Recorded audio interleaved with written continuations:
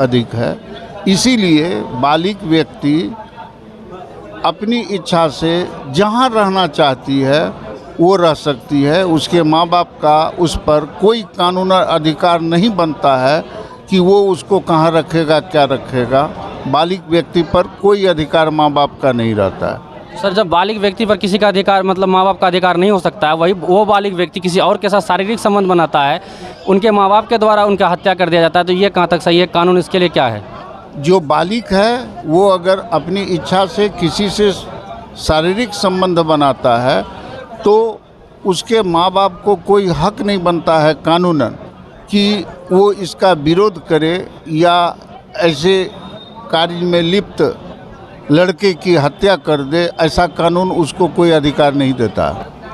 नमस्कार, मैं एस के मलाकार, आप सब देख रहे हैं हरकम न्यूज। अभी पूरे हिंदुस्तान में प्रख्यात मामला छोटू हत्याकांड आज जन जन को पता है, लेकिन कुछ लोग भावनाओं में बहकर यह कह रहे हैं कि छोटू को और जो भी उनके कातिल हैं उनको डायरेक्ट फांसी हो जाना चाहिए, और कुछ लोग मतलब अपने प्राण प्रतिष्ठा के कारण बोल रहे हैं कि ऐसी बेटियों को फांसी में हो जाना चाहिए। लेकिन देश जो चलता है किसी के भावनाओं से नहीं और किसी के प्रतिष्ठा से नहीं, देश चलता है कानून और संविधान से। तो हम लोग आज आए हैं जानने के लिए कि आखिर इस मामले में कानून क्या कह रही है, ऐसे मामले में कानून किस तरह की रवैया अपनाती है। तो हमारे बीच अभी उपस्थित हैं कैलाश बिहारी जी, जो कि क्रिमिनल केस के वरिष्ठ अधिवक्ता हैं। हम लोग उनसे जानेंगे। सर, सबसे पहले आपका बहुत बहुत धन्यवाद आपका मेरे चैनल पे। आपका धन्यवाद हुआ।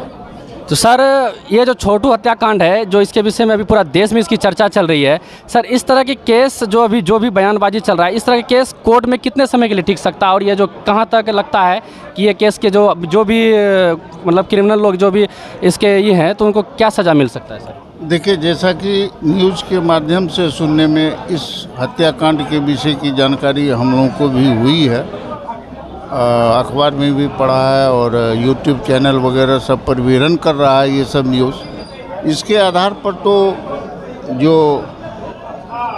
लास्ट व्यक्ति उस कमरा में थे जहां पर मृतक की हत्या की गई है, वही उस हत्या के लिए कानून के नज़र में दोषी हैं, और 302 के लिए जो प्रावधान है सज़ा का, जिसमें अधिकतम फांसी की सज़ा है, रेयरेस्ट ऑफ रेयर केस कहा जाता है, नेचर ऑफ मर्डर कहा जाएगा कि किस तरह का उसको आघात पहुंचाया गया है। जो मृतक है उसके प्राण जाने में उसे कितना शारीरिक मानसिक कष्ट हुआ होगा, उसी को एसेस करते हुए उसका केस का निर्धारण होता है कि ये हत्या रेयरेस्ट ऑफ रेयर केस में आता है या नहीं।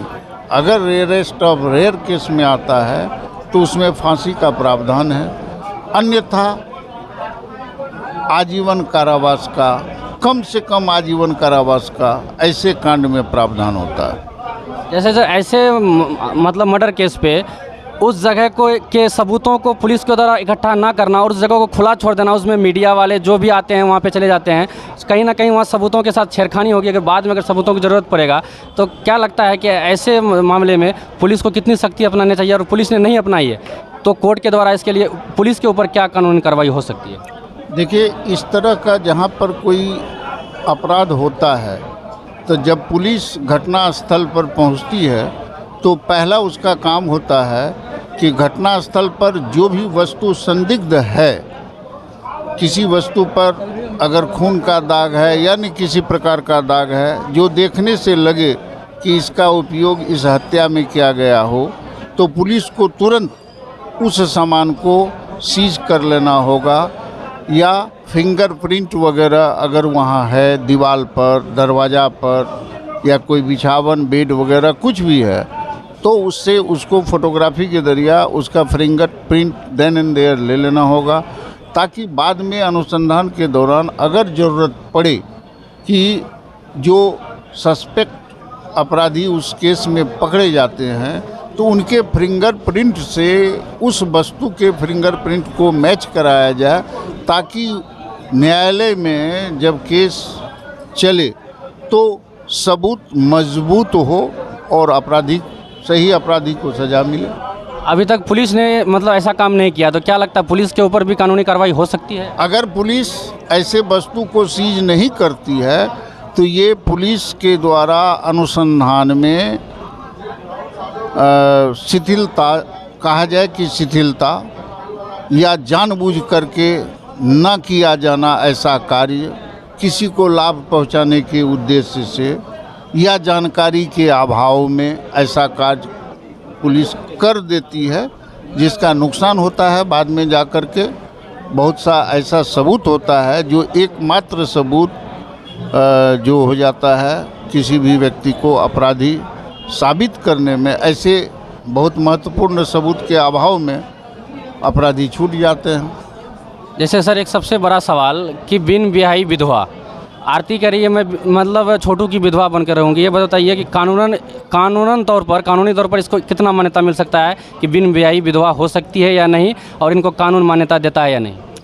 हमारे समाज में, हिंदू लॉ में, जब तक कि किसी लड़की की किसी से शादी ना हो जाती है, चाहे वो मंदिर में हो या सामाजिक तौर पर हो, यानी जब तक वो उसकी सुहागन नहीं बन जाती है तब तक वो उसकी कानूनन विधवा नहीं बन सकती है।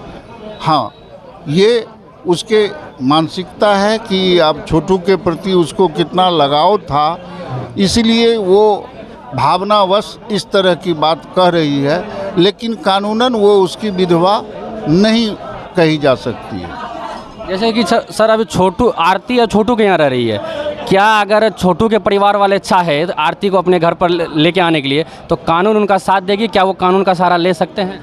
चूँकि आरती बालिक है, उसकी उम्र 18 वर्ष से अधिक है, इसीलिए बालिक व्यक्ति अपनी इच्छा से जहाँ रहना चाहती है वो रह सकती है। उसके माँ बाप का उस पर कोई कानूनी अधिकार नहीं बनता है कि वो उसको कहाँ रखेगा, क्या रखेगा। बालिक व्यक्ति पर कोई अधिकार माँ बाप का नहीं रहता है। सर जब बालिक व्यक्ति पर किसी का अधिकार मतलब माँ बाप का अधिकार नहीं हो सकता है, वही वो बालिक व्यक्ति किसी और के साथ शारीरिक संबंध बनाता है, उनके माँ बाप के द्वारा उनका हत्या कर दिया जाता है, तो ये कहाँ तक सही है? कानून इसके लिए क्या है? जो बालिक है वो अगर अपनी इच्छा से किसी से शारीरिक संबंध बनाता है तो उसके माँ बाप को कोई हक नहीं बनता है कानूनन कि वो इसका विरोध करे या ऐसे कार्य में लिप्त लड़के की हत्या कर दे, ऐसा कानून उसको कोई अधिकार नहीं देता। लेकिन सामाजिक तौर पर ये मतलब लोगों का कहना है कि ये बिल्कुल गलत है, इस तरह के घटना होने से समाज में गलत असर जाएगा और हर किसी की बहन बेटियां ऐसा करेगी, तो ऐसे लोगों को आप कानून के माध्यम से क्या कहना चाहिए? देखिए, सामाजिक व्यवस्था एक अलग बात है और कानून का प्रावधान एक अलग होता है। हमारे समाज में वास्तव में इस तरह का अगर कोई लड़का लड़की के बीच अफेयर्स की बात रहती है तो इसका गलत मैसेज सोसाइटी पर जाता ही है। तो ऐसे में दोनों पक्ष के जो गार्जियन हैं उनको चाहिए कि जितना पूर्व में हो इसका एक स्थायी निदान कर दिया जाए ताकि ये मैसेज सोसाइटी पर नहीं जाए और इस तरह से ऑनर किलिंग की परिस्थिति उत्पन्न ना हो। जैसे कि सर बताया जा रहा है कि पहले बात थी कि आरती के भाभी ने छोटू को बुलाया था, लेकिन अब बताया जा रहा है कि छोटू मतलब आरती ने छोटू को बुलाया था और इस दौरान उसकी हत्या हो गई। क्या इस मामले में आरती को भी कानूनी कार्रवाई हो सकता है? क्या उनको भी सज़ा मिल सकता है इस ऑनर किलिंग में?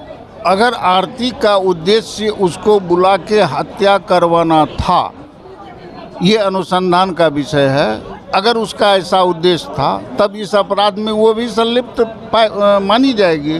लेकिन अगर उसका ये उद्देश्य नहीं था कि छोटू को बुलाया जा रहा है, हम बुला रहे हैं इस उद्देश्य से कि ये सारे लोग मिलके उसकी हत्या कर देगी, अगर उसका ये उद्देश्य नहीं था उसे बुलाने में, तो आरती दोषी नहीं कहलाएगी। जैसे कि अभी सर बात चल रही है, एक बहुत ही गंभीर विषय है कि लोगों का कहना है कि जो भी लोग आरती के सपोर्ट पे हैं, कुछ लोगों का कहना है कि जो भी आरती के सपोर्ट पे हैं, क्या उनके घर पर अगर एक एक बेटी आरती के जैसे हो जाए, क्या वो चाहेंगे कि ऐसी बेटियों को हो जाए? इसके विषय में आपके नज़र पे क्या बात बनता है? देखिए, सोसाइटी में ये तो बहुत अच्छा उदाहरण नहीं जाता है, चाहे वो हत्या कर दिया जाए या हत्या के बाद लड़की की ऐसी मानसिकता हो जाए, ये हमारे समाज के लिए अच्छी बात नहीं है।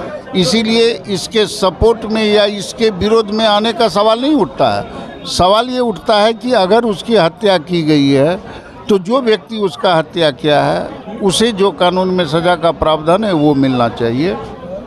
कुछ लोगों का कहना है कि छोटू का हत्या हुआ है, कहीं ना कहीं क्षति उनके परिवार को पहुंचा, आरती को नहीं। लेकिन अभी जो मतलब सोशल मीडिया पे चल रहा है ट्रेंड कि आरती को इंसाफ दो, तो आरती को इंसाफ मिलना चाहिए छोटू और छोटू के परिवार को इंसाफ मिलना चाहिए?